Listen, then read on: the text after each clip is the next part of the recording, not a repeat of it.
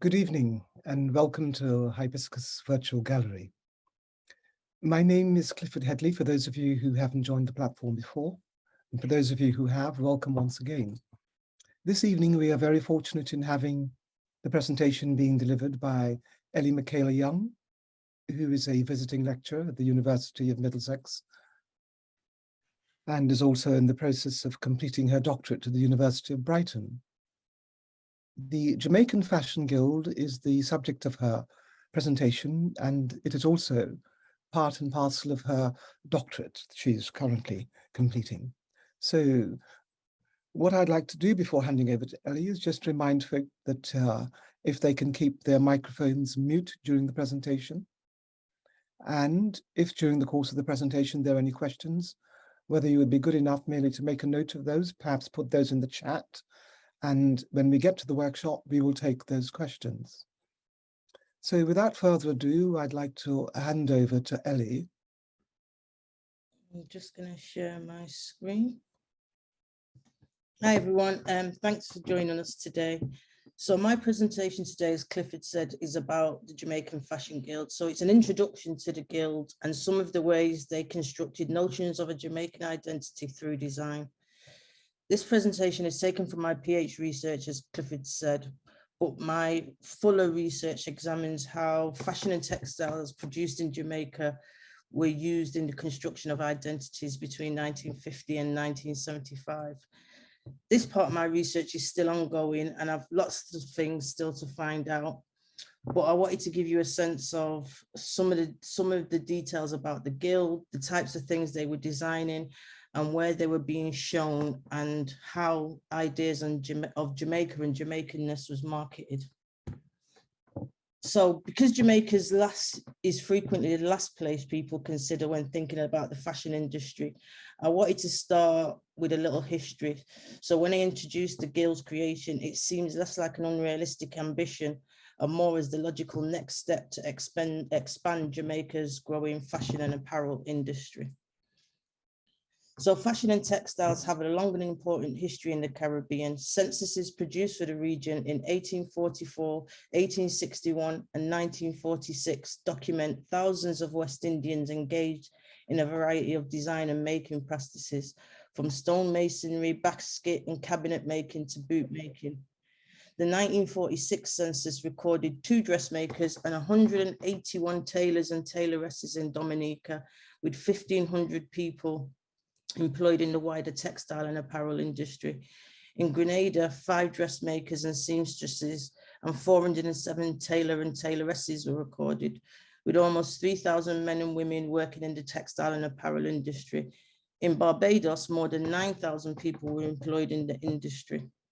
In 1946, the textile and apparel industry was recorded as the largest manufacturing subgroup in every British West Indian colony, except British Guyana and Trinidad and Tobago, with dressmaking, tailoring, and shoemaking being recorded as the principal industries within those subgroups. Dressmaking and tailoring were in almost every list of principal occupations for men and women in the region, numbers which more than likely didn't include people that didn't consider these as their main occupation. In the late 1940s, the British government undertook a review of industry in the Caribbean, and this is a brief excerpt of what they said about Jamaica. Garments, hats, etc. are made to a very considerable extent in homes or in very small factories, employing a handful of workers. There is, however, a growing number of modern factories producing goods of high quality and operating at a high level of efficiency. The skills of the employees, more particularly the female employees, is high, incomparable with that of the United Kingdom. So in 1960, 2 years before independence, almost 30,000 people defined themselves as tailors, dressmakers, and milliners in Jamaica.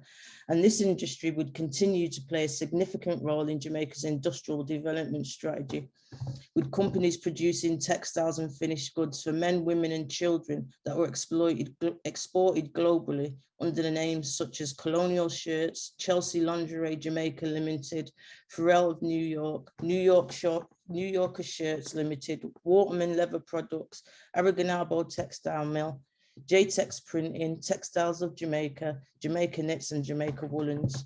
So that gives you a sense that by the time the guild was launched, there were a number of people on the island with the skills and knowledge necessary for the development of a specific Jamaican made fashion industry. So the Jamaican Fashion Guild. It was launched in June 1966 and tasked with building Jamaica's fashion industry. Its membership was made up of numerous individual designers and fashion and apparel companies from across the island.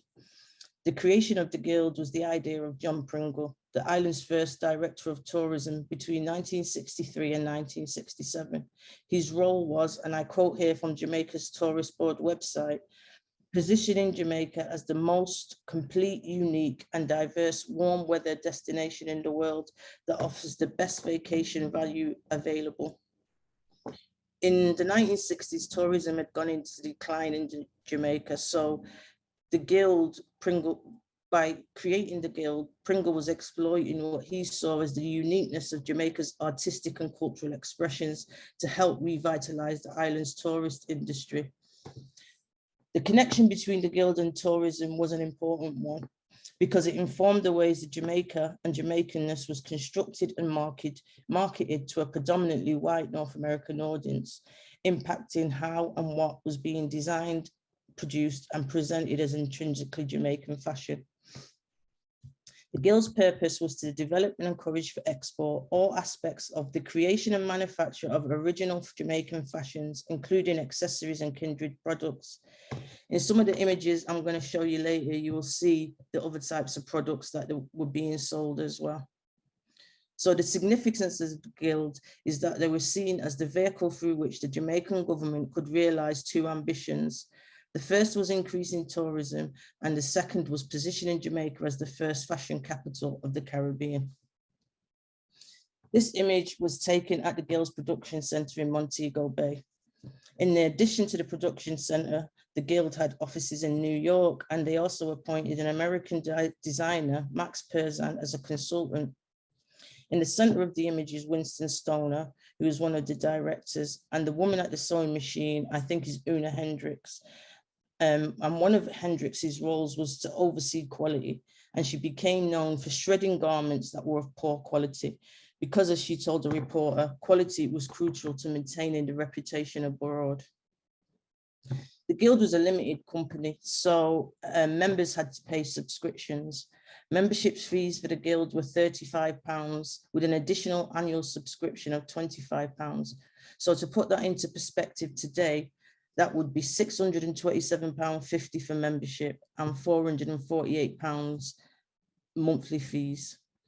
Each designer also had to have some capital in order to purchase fabrics and pay for their own production costs.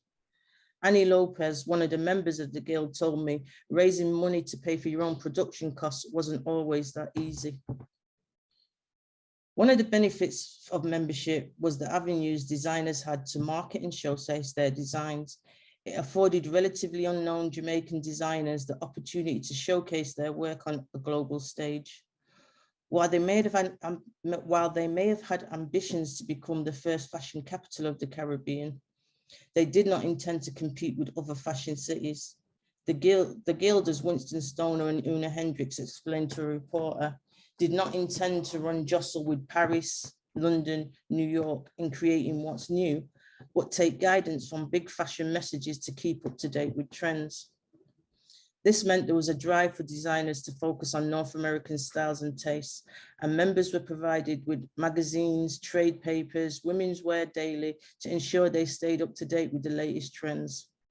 However, as Hendricks told the reporter, Jamaican designers were not only following trends, but they were also setting trends in their own way because they had the advantage of having inside knowledge about what was the right thing to wear in a tropical vacation center.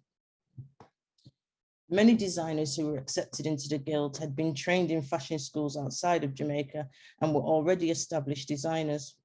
At the outset, there were 24 designers associated with the Guild, a number which fluctuated over time and was made up of both, as I said earlier, companies and individuals.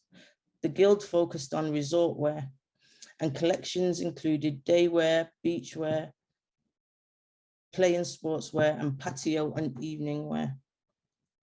I found a list of members printed in this anniversary edition of Panache Jamaica magazine, although I'm not sure it's a full list of members because the membership, as I said, fluctuated over time. And it doesn't mention Ivy Ralph, who was also a member of the guild. And she was known for creating, I don't know if anybody knows Michael Manley's style, but the Kariba suit worn by the Prime Minister Michael Manley. As you can see from the list, the organization was dominated by women, which was seen as unusual by North American audiences. However, this was not considered as unusual for Jamaica because, as one guild representative said, dressmakers are women. But this doesn't really answer the question why more women in Jamaica were involved in the fashion industry than elsewhere. It is possible that the guild focused on predominantly women's clothing, and so they felt that designers were better equipped, female designers were better equipped to design for them. But I think it's probably more likely that it reflected how the industry was viewed in Jamaica at the time. While they predominantly marketed women's clothes, I know some designers like Ruth Claridge also produced menswear. But I'm not yet sure if she did this as part of the guild or as part of something else. Not all the designers involved were Jamaican. Douglas Warner, for example, was a British textiles designer who lived and worked in Jamaica. Warner worked alongside Winston Stoner, creating the textile company Stoner Warner, who were among one of the textile companies that provided fabrics for the guild. And then there was also Dorothy McNabb, who was an Australian living in and working in Montego Bay. I mentioned this because one of the questions I still need to answer is, if the guild were producing intrinsically Jamaican fashion, how was this done by somebody who was not Jamaican? Were there differences in what they were designing or how they perceived Jamaica?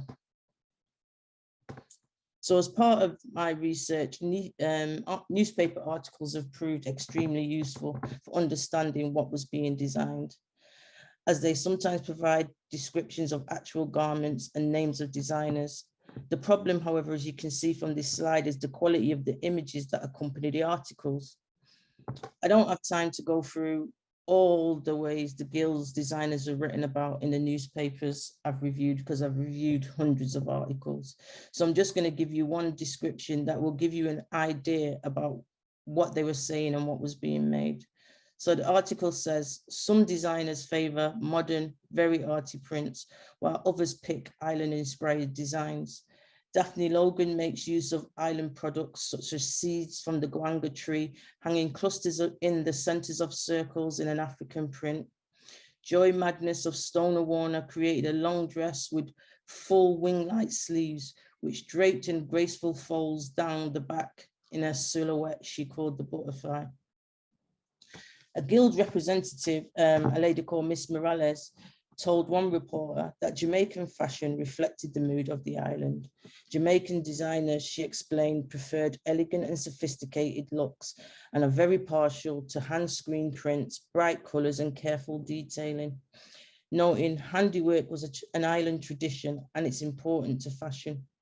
So reading descriptions like this, I can get a sense of what is being produced, but then they also make clear that designers were constructing different ideas of Jamaica and Jamaicanness through their designs.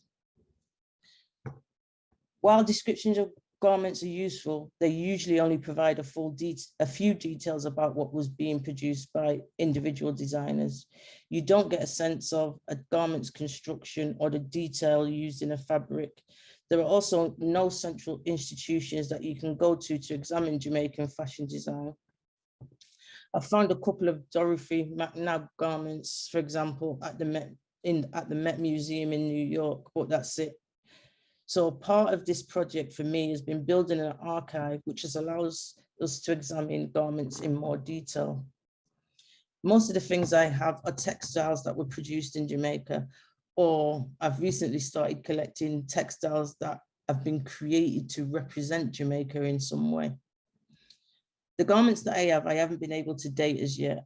I can only say at this point that they were likely made between 1966 and 1975. And I also have a limited number of designs. And this is for a number of reasons. One is because it's difficult to find some of the designers. Some designers like Dorothy Logan and Ruth Claridge are much easier to find, as you're going to see in the slides. But then also sometimes these garments are being sold on vintage websites and they are really, really expensive. So it's about trying to find ones that I can, as a student, afford. So this one is a long sheer dress by Dorothy Logan, and it's machine printed.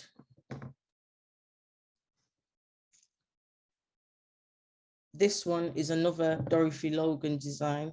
Again, it's machine printed with Jamaica's national flower and the national bird.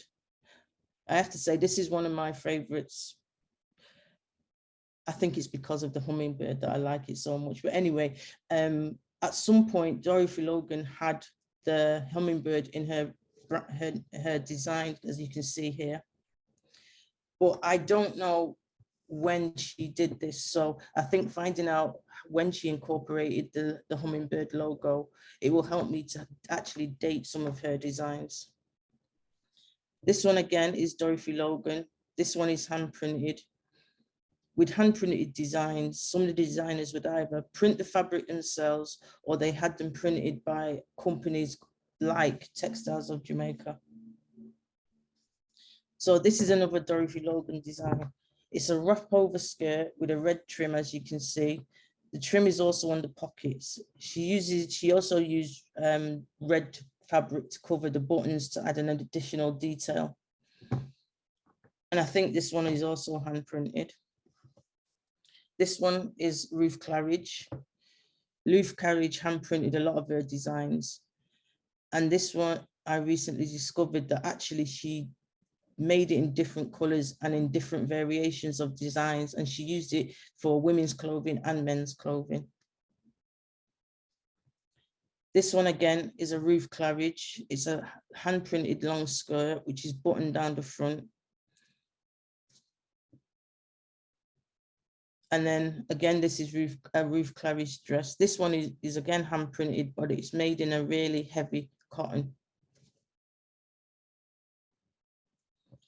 This is another hand printed design by Ruth Claridge. And as you can see, there's, well, you might not be able to see it, but there's donkeys printed on this one. And donkeys were often used to represent Jamaica in different ways.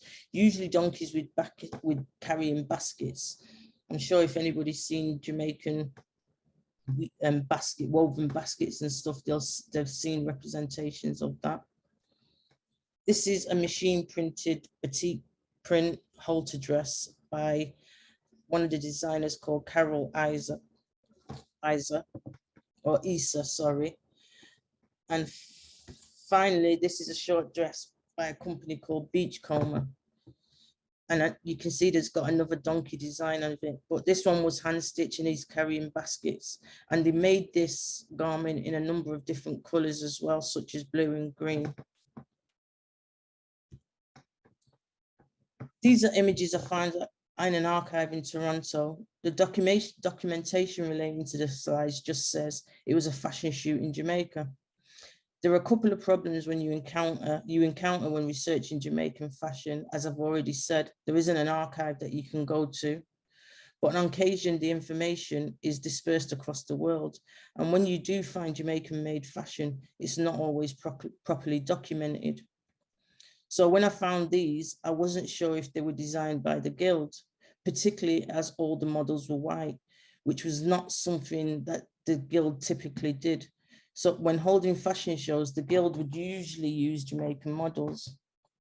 And I'm not suggesting here that Jamaicans can't be white, because we know they can. But as you see in later images, the Guild tended not to use white models. Anyway, recently I found a description in a newspaper of a Dorothy Logan bikini set, which is the one in the first image in this slide here. So it's more than likely all the designs were made by Jamaican designers, and the use of white models was simply because the images had planned to be used in Eaton's catalogue. So as I mentioned earlier, the Guild's designers were presenting ideas of Jamaica and Jamaicanness. As the previous images showed, they used symbols and motifs which included Jamaican flowers, birds, and in the case of Beachcomber, a donkey carrying baskets. And for Dorothy McNabb, this included Jamaican folk scenes. And in the following image, I just wanted to show you how descriptions of Jamaica and textiles designed in Jamaica could really closely align. So this is a description I found in a newspaper in 1967, and it says, Jamaica is a tom-tom beat, a tropical calypso island. Jamaica is a sapphire moon, wild orchids, and a coconut palm. Jamaica is mangoes, pimentos, and pink flowering pony. Jamaica is blinding white beach and a bulging bazaar. Jamaica is bundles carried on heads, the stone-walled pastures of Surrey. Jamaica is a cinnamon colour. Jamaica is faces of children, African, European, and Chinese. Jamaica is a motto, out of many, one people. And this image is of women wearing clothes that they made from 1964 Independence textile, printed by a company called J-Tex. J-Tex was the printing arm of the island's only purpose-built textile mill.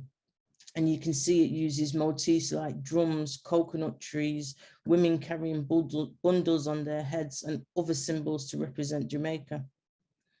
The textile was printed before the article. So one of the questions that I need to answer is, were North American reporters simply responding to the way Jamaica was being presented by Jamaican designers, or were Jamaican designers responding to how Jamaica was perceived by external audiences? This is particularly important for me because like the independence fabrics like this changed over time with different symbols being incorporated, changes that cannot simply be put down to changes in technology, but could say something about how Jamaican ideas of Jamaicanness and Jamaica evolved over time. The organization held fashion shows across North America. One show, Spring Swings to Jamaica, traveled to Toronto, Montreal, Ottawa, New Orleans, Houston, Dallas, and Los Angeles. A tour which also included dinner receptions, television and radio appearances, and articles printed in newspapers. They also held fashion shows on airplanes and cruise ships headed to the island, as well as having displays in some of the largest department stores in North America, such as Bergdorf Goodman, New York, Imang in California, and Eaton's department store in Canada. This image is a report about a fashion show held in Arizona, in which the reporter notes that many designers who had come to the valley had come close with their designs, but it was only the Jamaicans that got it right, because their designs were ideal for hot days and cool evenings. And I found a number of articles that say these types of things about Jamaican designs, and they tend to suggest that Jamaican designers were becoming increasingly well known in North American fashion circles. These are images from a promotion at Eaton's department store, and an entire floor was given over to Jamaican-made products, which included fashions by the Guild, as well as woven baskets and other accessories. Here's another two images. According to the first image, according to paperwork, two of the models were Eaton's models, so I assumed the others were Jamaican. Jamaicans who lived locally were often asked to model at events and shows like this. And according to Hope Bolden, who I discussed later, at the time, there wasn't really any Black models in Canada anyway. And on the one on the left, is it my left or your right? On the other image is, as you can see, there's a makeshift information stand. The man is wearing a printed Jamaica shirt. It could be an independence textile, or it could be a design made by a company called Tower Isle. I don't know much about this company other than they made and sold printed men's shirts. And I still need to find out where they got the textiles from, if they used J-Tex textiles or if they designed and printed their own. And I've put the earlier independence textile alongside this one so you can see how the different ways the motifs were changing. In 1967, the organization took part in the Montreal Expo. Jamaica had a pavilion specially built for the event, which is still there today. And I was recently fortunate to come across a lady called Hope Bolden, who was one of many young Jamaicans in Canada who worked the pavilion and took part in the fashion show that was held as a one-off celebration for Jamaican independence. Hope explained that her and a number of other Jamaican students living in Canada at the time were asked to work the pavilion. Hope suggested it was because students needed the money, so would work for cheap. But I also think that it was part of a well thought out strategy which used Jamaican women in particular to present an idea of Jamaica in a specific way. So in the first image, Hope is modeling in the show. And in the second image, she's wearing the uniform that was designed for the event. I spent several hours talking to Hope about her experiences. And one of the interesting things we talked about was her uniform. Her description shows how Jamaica was trying to present itself in ways that separated it from other Caribbean islands. So this is what she said. I remember thinking, wow, I'm so glad they didn't use the usual bandana print, because what I discovered was the bandana plaid is common to the Caribbean. The Trinidad Pavilion and the Dominica Pavilion and the Grenada Pavilion and Barbados all had ladies with different variations of the bandana print. Yeah, I was glad we didn't have that. The sunrise, sunset tones of the orangey pink and yellow of our costume, I thought that was real genius. So the design of the uniform clearly separated Jamaica from the other islands, but I still have to do some research to find out, if I can, who designed it. Hope's description of the pavilion and of her experiences as a hostess have given me a good sense of how Jamaica was being marketed to North American audiences. Describing the pavilion, she said it was set up like a Jamaican home. The hosts would serve tastes of Jamaica food and drinks. Hostesses would be serving food and drinks while dancing and answering tourist questions about Jamaica. According to Hope, it ended up being the place where all the cool Canadians went to. The popularity of the pavilion was documented in a number of newspapers, and one article described the pavilion as being one of the smallest, but one of the most popular. And another said, the trouble with the Jamaica Pavilion, with its palm trees and planter punch, was if people were lucky enough to get a table, they would continue to sit and sip and sip again. The Daily Gleaner said, if people didn't arrive to the pavilion before 12 noon, they risked the chance of not getting in. So it gives you a sense of how popular that pavilion was. And I'm only saying this because of a fashion show that took place there. So most of the articles I reviewed don't mention the fashion show, probably because it was a one-off and coincided with a visit from the Jamaican Prime Minister Hugh Shearer to mark Jamaican independence, which makes Hope Bolden's story and her experiences all the more important. The following images show you some of the fashions that were on display, as well as the other goods the guild were marketing. But it also gives you a sense of the types of women that were used to present particular ideas about Jamaica. I don't know anything about who designed these as yet. There's no information in the archives that I've found, which could tell me who the designers were. And Hope didn't recall any of the designers' clothes that she wore either.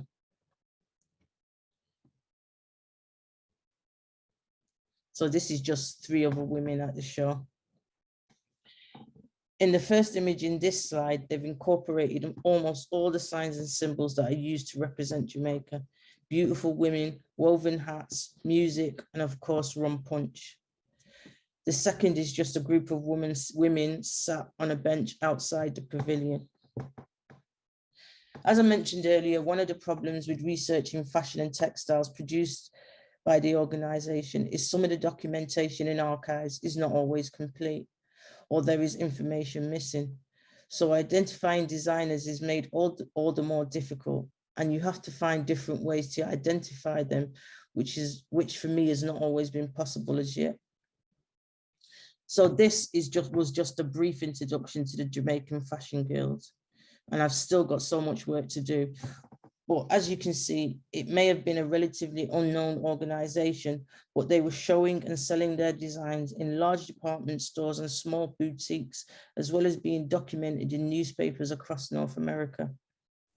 Their designs were not seen by a few hundred people, but by thousands throughout the years, and purchased by people across North America. Fashion Guild designers were instrumental in using design to construct ideas of Jamaica and Jamaicanness, ideas that helped to cement Jamaica's place in fashion history, as well as helping to revive the island's declining tourist industry. And I'm going to end there.